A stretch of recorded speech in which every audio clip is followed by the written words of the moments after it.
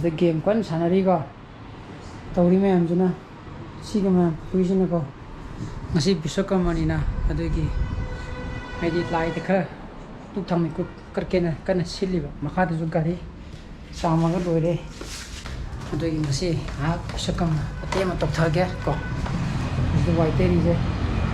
ꯁꯤꯅ ꯑꯩꯈꯣꯏ ꯚꯥꯏ ꯒꯥꯔꯤ ꯂꯩꯔꯦ ꯁꯤꯅ ꯑꯩ ꯒꯥꯔꯤ ꯑꯩꯈꯣꯏ ꯅꯥꯎꯒꯤꯅ ꯃꯥꯒꯤ ꯒꯦꯔꯦꯖ ꯃꯅꯨꯡꯗ ꯃꯥ ꯑꯗꯨꯝ ꯃꯥꯏꯗ ꯀꯠꯆꯔꯖꯅꯤꯀꯣ ꯑꯗꯨꯅ ꯒꯥꯔꯤ ꯉꯁꯤꯒꯤ ꯑꯣꯏꯅ ꯈꯔ ꯑꯃꯨꯛ ꯆꯥꯝꯊꯣꯛꯄꯤꯔꯦ ꯏꯁꯤꯡ ꯕꯥꯇꯤꯟ ꯑꯃ ꯇꯧꯔꯒꯀꯣ ꯑꯗꯨꯅ ꯁꯤꯗ ꯄꯨꯂꯞ ꯁꯨꯃꯥꯏꯅ ꯊꯝꯃꯒ ꯀꯠꯂꯒꯦ ꯑꯗꯨꯅ good afternoon guys, welcome back to my channel. ꯌꯥꯝ ꯅꯨꯡꯉꯥꯏꯕꯤꯅ ꯈꯜꯂꯤ ꯑꯗꯣ ꯉꯁꯤ ꯁꯤꯒꯤ ꯕ꯭ꯂꯣꯒꯁꯦ ꯊꯥꯒꯠꯂꯛꯑꯒꯁꯨ ꯀꯣ ꯊꯥꯒꯠꯀꯗꯕ ꯅꯨꯃꯤꯠꯇꯨꯗ ꯊꯥꯒꯠꯂꯛꯑꯒꯁꯨ ꯑꯗꯨꯕꯨ ꯁꯤꯒꯤ ꯃꯃꯥꯡꯗ ꯑꯩꯒꯤ ꯚꯤꯗꯤꯑꯣ ꯐꯨꯇꯦꯖ ꯃꯌꯥꯝ ꯑꯃ ꯅꯝꯕ ꯃꯌꯥꯝ ꯑꯃ ꯂꯩꯔꯤꯕꯀꯣ ꯃꯗꯨ ꯑꯩ ꯊꯥꯒꯠꯂꯛꯇ꯭ꯔꯤ ꯊꯥꯒꯠꯂꯛꯄꯒꯤ ꯇꯟꯖꯥꯁꯨ ꯃꯗꯨꯒꯤ ꯚꯤꯗꯤꯑꯣ ꯃꯌꯥꯝꯗꯣ ꯊꯥꯒꯠꯂꯛꯄꯒꯤ ꯇꯟꯖꯥꯁꯨ ꯍꯧꯖꯤꯛꯁꯦ ꯈꯤꯇꯪ ꯑꯣꯏꯗ꯭ꯔꯤꯕ ꯍꯥꯏꯇꯥꯔꯦꯀꯣ ꯑꯣꯏꯗ꯭ꯔꯤꯅ ꯇꯧꯔꯤꯕ ꯏꯔꯥꯡꯁꯤꯒꯗꯤ ꯔꯤꯂꯦꯇꯦഡ് ꯑꯣꯏꯕꯗꯤ ꯅꯠꯇꯦ ꯑꯩꯈꯣꯏꯒꯤ ꯆꯨꯝꯅ ꯑꯩꯈꯣꯏꯒꯤ ꯍꯥꯏꯗꯤ ꯐꯦꯃꯤꯂꯤꯒꯤ ꯀꯩꯅꯣꯅꯤ ꯑꯗꯨꯅ ꯑꯩ ꯍꯧꯖꯤꯛ ꯈꯤꯇꯪ ꯃꯐꯝ ꯃꯇꯝ ꯃꯗꯨꯒꯤ ꯐꯨꯇꯦꯖꯇꯣ ꯑꯣꯏꯅ ꯊꯥꯒꯠꯄ ꯀꯥꯟꯗ ꯃꯐꯝ ꯃꯇꯝ ꯆꯥꯗ꯭ꯔꯤꯅ ꯈꯟꯖꯕ ꯍꯥꯏꯇꯥꯔꯦ ꯑꯩꯈꯣꯏꯒꯤ ꯐꯦꯃꯤꯂꯤꯒꯤ ꯑꯣꯏꯅ ꯑꯗꯨꯅ ꯃꯗꯨꯒꯤ ꯚꯤꯗꯤꯑꯣ 1 2 3 4 5 6 7 8 ꯂꯩꯔꯤꯕꯀꯣ ꯑꯗꯨꯅ ꯈꯒꯗꯤ ꯑꯩꯒꯤ ꯌꯨꯇ꯭ꯌꯨꯕ ꯆꯦꯅꯦꯜꯗꯗꯤ ꯑꯞꯂꯣꯗ ꯇꯧꯈꯠꯂꯒ ꯊꯝꯃꯦ ꯑꯩꯅ ꯄꯕ꯭ꯂꯤꯁ ꯇꯧꯗ꯭ꯔꯤꯕ ꯑꯗꯨꯅ ꯈꯤꯇꯪ ꯃꯐꯝ ꯃꯇꯝ ꯆꯥꯗ꯭ꯔꯤ ꯍꯧꯖꯤꯛ ꯊꯥꯒꯠꯂꯔꯒꯗꯤ ꯈꯤꯇꯪ ꯑꯩꯈꯣꯏꯗꯁꯨ ꯅꯨꯡꯉꯥꯏꯇꯕ ꯄꯣꯛꯀꯅꯦꯅ ꯑꯩꯅ ꯊꯥꯒꯠꯇꯕ ꯍꯥꯏꯇꯥꯔꯦꯀꯣ ꯑꯗꯨꯅ ꯃꯗꯨꯁꯨ ꯑꯗꯨꯝ ꯀꯝꯄꯜꯁꯔꯤ ꯅꯣꯡꯃ ꯑꯗꯨꯝ ꯊꯥꯒꯠꯂꯛꯀꯅꯤ ꯑꯗꯨꯒ ꯑꯩ ꯃꯔꯛ ꯃꯔꯛꯇ ꯁꯤꯒꯨꯝꯕ ꯀꯩꯅꯣ ꯇꯧꯔꯀꯥꯟꯗ ꯑꯩꯁꯨ ꯅꯝꯃꯛꯀꯦ ꯑꯗꯨꯒ ꯁꯤꯌꯔ ꯇꯧꯔꯛꯀꯦ ꯑꯗꯨꯒ ꯑꯩꯒꯤ ꯗꯦꯂꯤ ꯕ꯭ꯂꯣꯒꯁꯨ ꯑꯩ ꯑꯊꯨꯕꯗ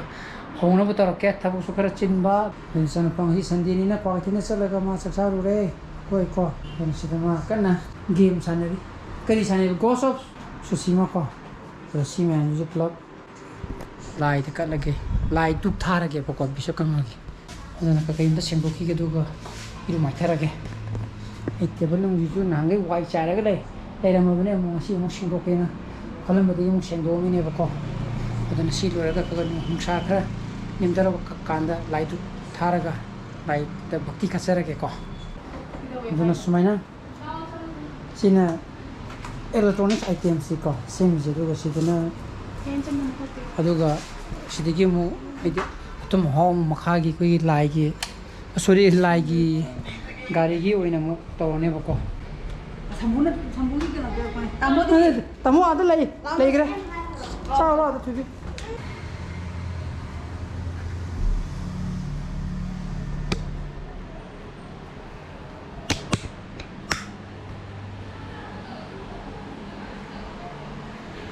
ꯑꯗꯨ ꯀꯦꯃꯦꯔꯥꯁꯤꯁꯨ ꯌꯥꯎꯒꯗꯕꯅꯤ ꯑꯗꯨ ꯀꯦꯃꯦꯔꯥꯁꯤ ꯉꯥꯛꯇꯪ ꯌꯥꯎꯍꯜꯂꯒꯦ ꯑꯗꯨꯒ ꯑꯃꯨꯛ ꯂꯧꯊꯣꯛꯑꯒ ꯑꯃꯨꯛ ꯀꯥꯞꯄꯒꯦꯕꯀꯣ ꯒꯥꯔꯤ ꯅꯨꯡꯒꯤ ꯇꯧꯔꯛꯄ ꯀꯥꯟꯗꯗꯤ ꯑꯗꯨꯅ ꯑꯩꯈꯣই ꯃꯌꯥꯝ ꯂꯣꯏꯅ ꯑꯃꯨꯛ ꯊꯧꯔꯥꯡ ꯇꯧꯕ ꯂꯣꯏꯔꯦ ꯅꯪ ꯇꯥꯖꯤ ꯇꯧꯕ ꯌꯥꯎꯔꯣꯏꯗ꯭ꯔꯣ ꯇꯥꯖꯤ ꯇꯧꯕ ꯌꯥꯎꯔꯣꯏꯗ꯭ꯔꯣ ꯍꯥꯏꯔꯣ ꯇꯥꯖꯤ ꯇꯧꯕ ꯌꯥꯎꯔꯣꯏꯗ꯭ꯔꯣ 이제 손을 세번에 하나 팀은 건강이 좀 하이면 나이 내가 하이면 나이 하고 야 아니 뭐 그렇게 해 그대로 왜 두개 따무디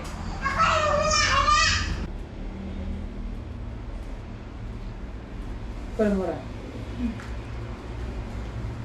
왜 그럼 되나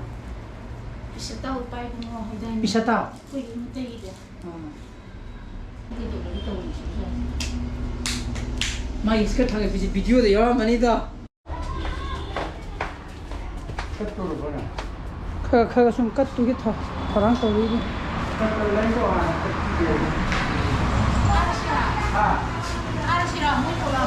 muy thối thì là hồ muy lấy đồ hàng có làm gì 에 xin bình sao chúng tôi trái đâu rồi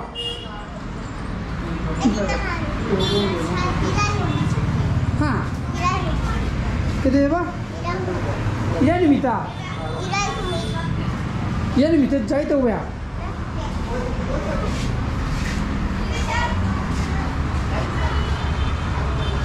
Abang mom, apa ang may charo? Sige mata to. Ano kaya na gari de mai dim. Manung dum katore ko. खोई दे सोमना गाड़ी से money मांग the cut पतन नुआई तरवा आई की जो मनुंग the cut पता दे को भाई गाड़ी न मपान द कटुरी को अदना सिना लगना बिना से बिना सन थोड़ो का थमजी फाने कल जन आइना शंभू लोरा बनंगे कगी सोनी के न मसे मंत्र के हम कम होगा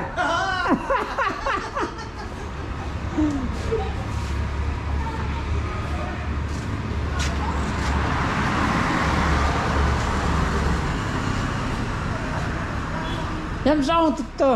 saung to ko mali da akhoi de ga thumba yori da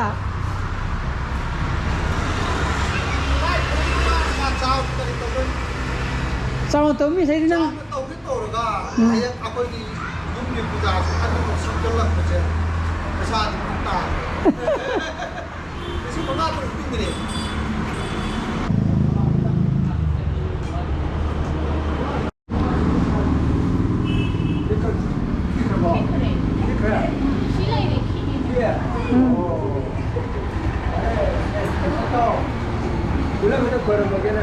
Khurumme yare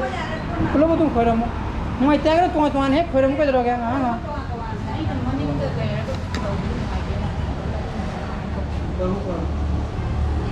khurumme kata mo khurumme ji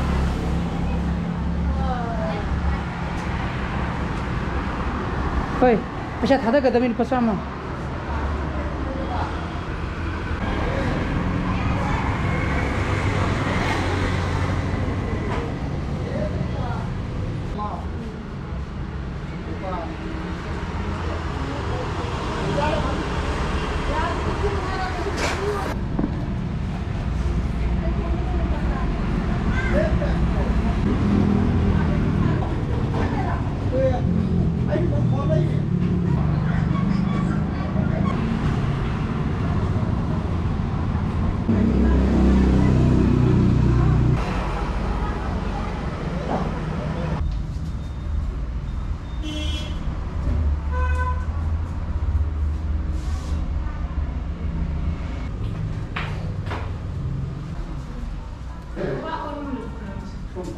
Khurumme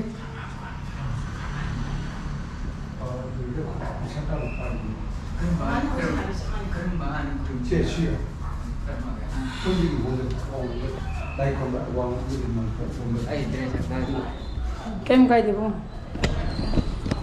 ape pulo khurumme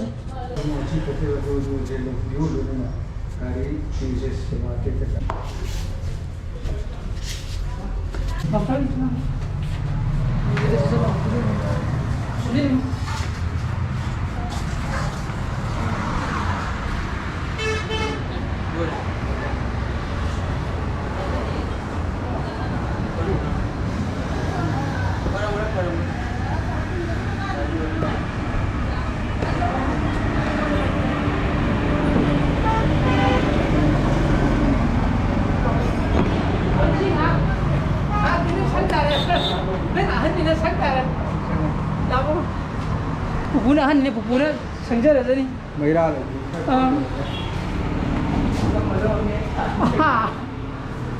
Tapi dokter bana han ni nama kita sengjar ada ni ko. Sime ham se.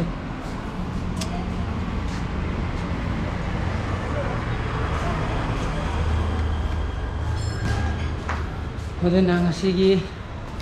live perangga lora ko. Madu na ini ngasai bodo ini video mayam lagi madu matang thagak ke hoda mayam kaino hai bodo mayam lu kangen heba ko madu na ini ngasih blog matang ini lusen jara ke blog super mutho gadi like to biramo share to bio no videos or subscribe to biramo konu sampai video so please be safe and be healthy bye bye good night